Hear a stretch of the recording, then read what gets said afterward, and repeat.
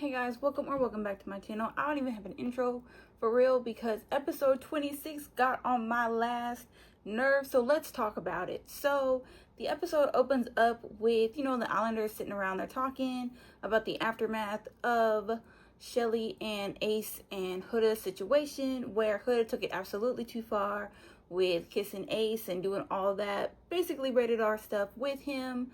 Even the other Islanders were saying, she took it way too far. Nick and Huda, they go and have a chat because Nick pulls her and he's like, look, I think what you did was way too far. And Huda's like, yes, I can admit that. So straight out of the perpetrator's mouth, she admits, in the comfort of Nick's presence when she's not around anybody else, she admits that she was most definitely in the wrong. And where are those tears? Nowhere to be found. He says that he's there for her, which is hilarious, but that'll play in more later on in the episode. But he does say, I think you should have gone home twice. They joke about the fact that he has voted her off 2 times. It hasn't stuck, obviously, because the other Islanders saved her. Again, Huda has admitted she has gone too far. Ace and Chelley end up talking again because Ace still feels a way that Chelley doubled back on that kiss with Chris, because she kissed Chris twice. But Chelley's trying to impose boundaries on him because she did not appreciate how he kissed Huda and how long he kissed, the way that they were kissing. That was some passion-filled kissing right there. And Chelley basically is like, I'm not saying I'm completely innocent in the situation, but you're trying to compare apples to oranges. Every time I kissed somebody else, even when I did double back to kiss Chris, it was very respectful. The way that you and Huda were kissing, that was basically a slap in the face. That's me paraphrasing, but that's basically what she's trying to say. And Ace, instead of really hearing what Chelley is saying, he still keeps trying to throw back in her face, well, you kiss Chris. Well, you kiss Chris. Well, you're trying to explore. I want to be closed off. Okay, Ace, would you be having that same feeling that you want to be closed off if Coco had been saved and you had somebody else to talk to? Because again, every time Ace had the potential of another connection, he pursued it, whether it was emotional or not, because he was trying to argue that her kissing Chris was worse than what he did with Huda, because on his end, there are no feelings for Huda, so it's not the same. But on Chelley's end, she has an actual, potential connection with Chris, which is why her kisses should be weighed differently. But by that logic, every time Ace kissed Iris in the challenge, that should have been weighed differently. So it's like, now that the shoe is on the other foot, now it's a problem. Miss me with that foolishness. Ace truly did not have a leg to stand on. I feel like because Chelley was angry, like Sierra said, because Chelley was angry, he was now going to find something to nitpick. Then the Islanders get a text that they are going to play a game called Stand on Business. Everybody's going to get a postcard where you can write something either anonymously or you can sign your name to any of the other Islanders, and then it's all going to be read out tonight. Now, Pepe is telling some of the guys that he does not see a future with Grayson, and it's giving that he's still hung up on Hannah. Now, I didn't think his and Hannah's connection was that strong, but apparently it is, because Mans is still pining after that girl. So everybody else kind of broke up into different groups. Chelley does say, or Sierra does say, that Chelley should address the Huda situation just a little bit. It doesn't have to be direct if she doesn't want it to be. So fast forward to the game. It starts off light. I think Amaya goes first, or if she doesn't, that's who I'm going to talk about first. So Amaya goes up, and her first postcard is, you say you don't snore, but you keep me awake, which is fun. It's a little jokey joke. Chris is the one that said that he wrote that. I'm thinking, oh, okay, so this is going to be like a lighthearted, fun thing. Absolutely not, because the next postcard is basically telling Amaya that her emotions are too much, and that the way that she moves is too much for the guys. And that was so rude. Keep in mind, the person who wrote that was Austin. Rewind it back to when Pepe was saying he doesn't know if he should write on the postcard that he doesn't see a future with Grayson, and Austin had said, nah man, that's too harsh. Rewind it back forward, he's being diabolical, just rude. That was mean. That was just straight mean. saying that to Amaya in front of all those people when Austin had plenty of times to say that to her face. So Amaya's like, who wrote this? Austin admits that it was him. And he basically says that they were moving too fast, or she was trying to move too fast with him and it was overwhelming him.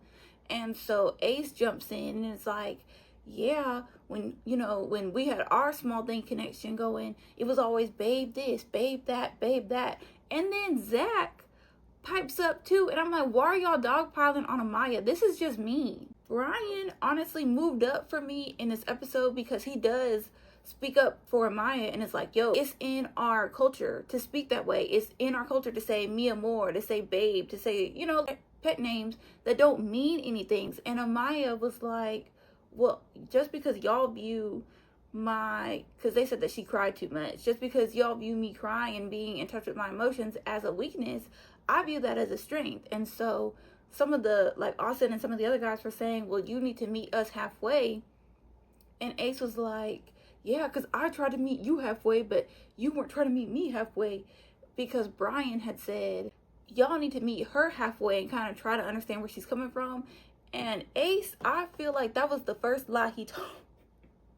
Like, that was the first true lie he told, because Ace is very good at playing the semantics game. When he said that he had met Amaya halfway when they were exploring their connection, that is an absolute falsehood. Anyway, so they're just dogpiling on Amaya to the point where she's like, I need a break. So she walks away. She's like crying, like she's fighting back tears at this point. And so she goes to walk away. Sierra gets up, Huda gets up to go comfort her.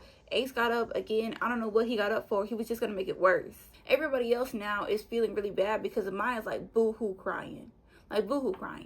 When it's Austin's turn, Andrina, my new favorite, because the postcard that Austin got was, I'm not sure why you're still here, because you give the girls that you're coupled up with nothing.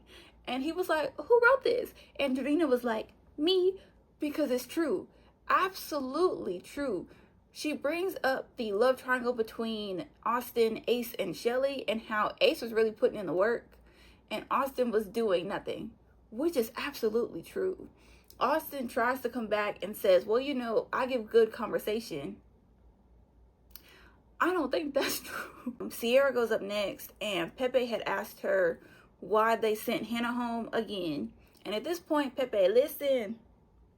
Pepe, I like you, I do. But you gotta let Hannah go. She's gone. Christina! Christina's gone. At the end of the day, she's gone. And the girls already said why they let her go. And they basically just reiterate that same thing. That they let her go because Amaya hadn't had a chance to really connect with anybody. And Iris was starting to build something cute with TJ, but it was still kind of new. But Hannah had gotten the chance to build a beautiful connection with Charlie and a beautiful connection with Pepe. And if I'm being honest, I think, I've seen some other people say it too, but I think that they voted Hannah because they were closer to Amaya and Iris.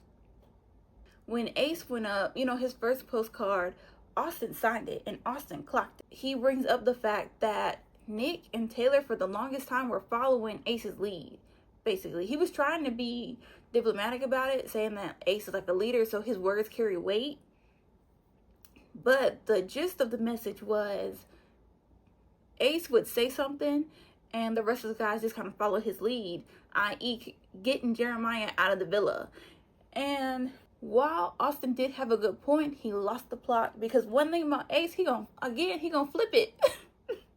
He gonna flip that narrative real quick. So Ace gets defensive and he's saying, like, he turns to Andrina and he's like, was Jeremiah coming on strong to you? And Andrina's like, yeah. But before she can even say more than yeah, Ace is like, exactly. He was love bombing her again. And Austin, at least I stand on business. You were coming to us saying that Amaya was making you uncomfortable. Never once did you say that to Amaya's face. Now Amaya is like, pause. Because I'm sure she was thinking to herself, because I was thinking to myself, Amaya came to you, Austin, and asked, am I making you uncomfortable? You looked that girl in her face and said no. Every time you talked to that girl, you made it seem like y'all's connection was going smooth. When you turned around to the guys, it was, oh, she's doing too much. Oh, she's making me uncomfortable. And while all those are valid points, once again, Ace has proved he is a master of deflection, because now Austin and Amaya are going back and forth because Austin was trying to act like Amaya had no skin in the game. He was like, this is not a conversation for you to butt into. And Amaya was like, it absolutely is. And Austin was trying to play her like she didn't understand English. And she was like, yes, I don't need you to interpret that for me. Exactly. And then he was like, calm down, you're doing too much. And Amaya was like, calm down, you're the one with the neck veins popping out. Chelley goes next.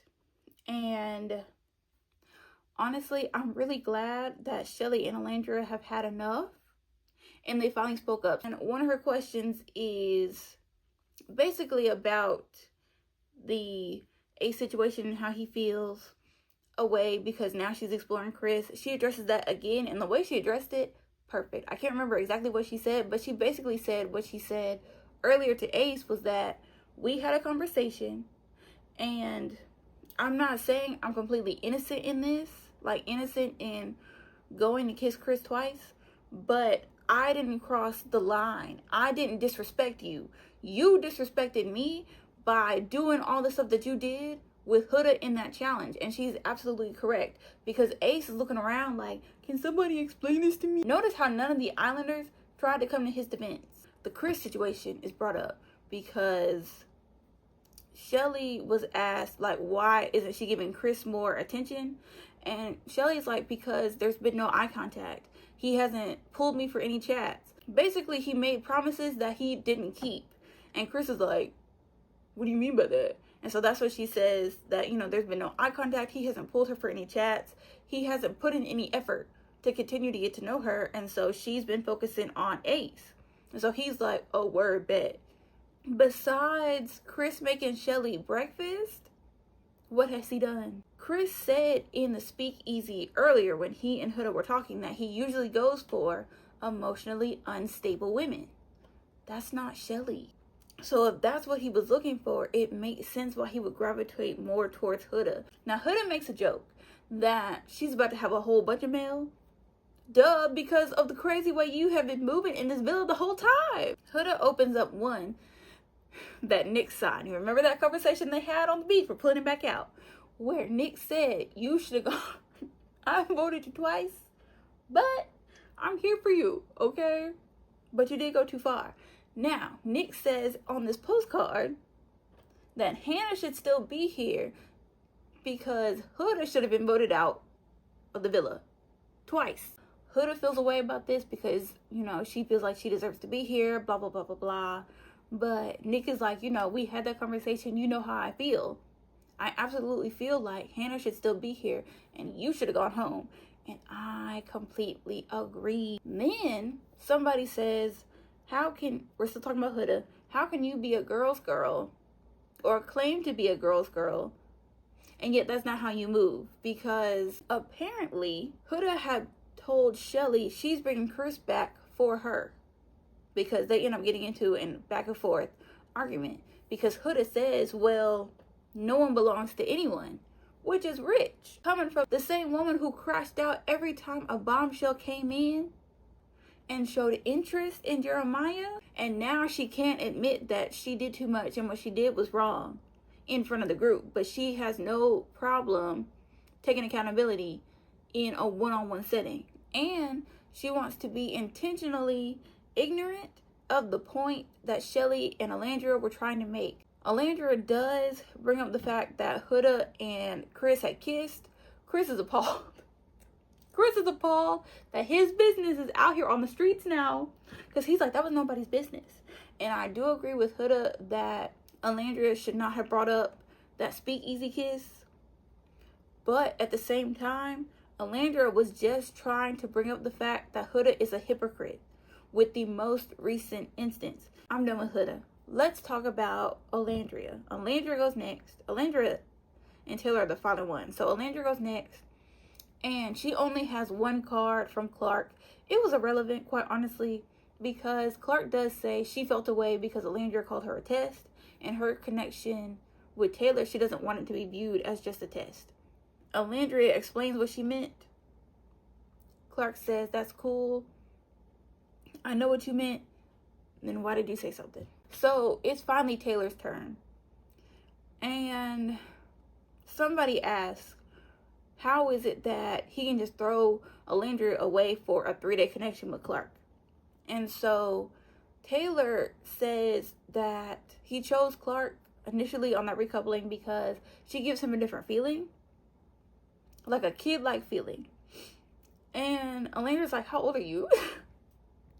Taylor's like 25. And Olandria's like, oh, okay. But notice, because see, my Nick Olandria fans, you know I'm always going to sprinkle in a little nugget for us. Okay, so remember when, it was either when Nick and Olandria were on that date or when they were talking after their kiss in before their kiss in Soul Ties, when they were still like a brand new couple. And Nick had said, I want you to see the side of me that Sierra gets to see. I know you call me Nicky Poo, but I'm just trying to be Nick. And like you bring out the man in me. Now we're back to this disastrous game.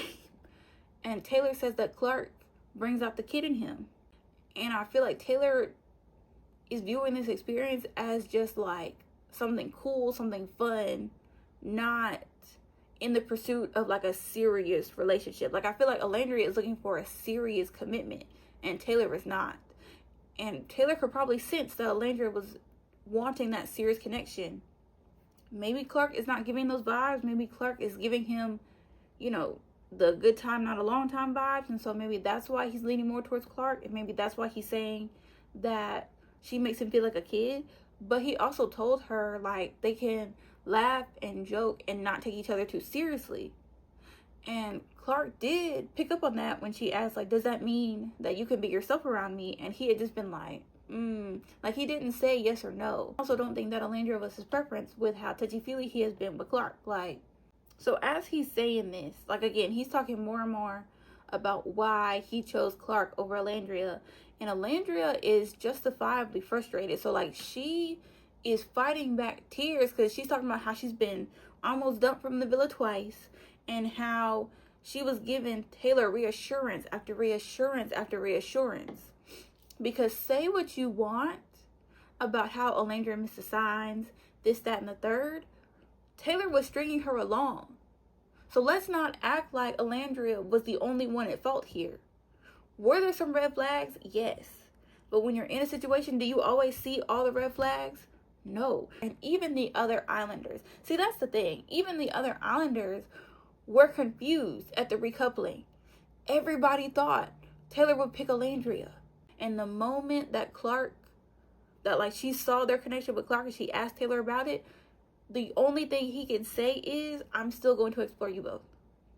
And honestly, I was with whoever wrote, like, why are you still trying to pursue Olandria if you're clearly okay with just pursuing Clark?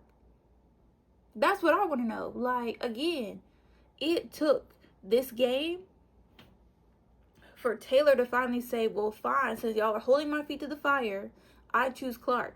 And Clark smiles, but I would not be happy about that.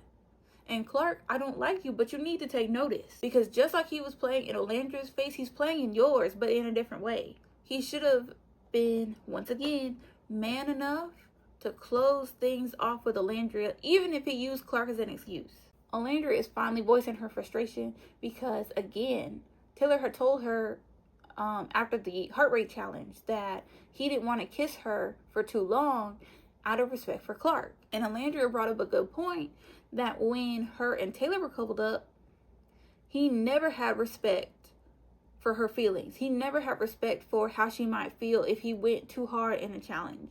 Taylor now tries to flip it around on Olandria like, I have to move for you?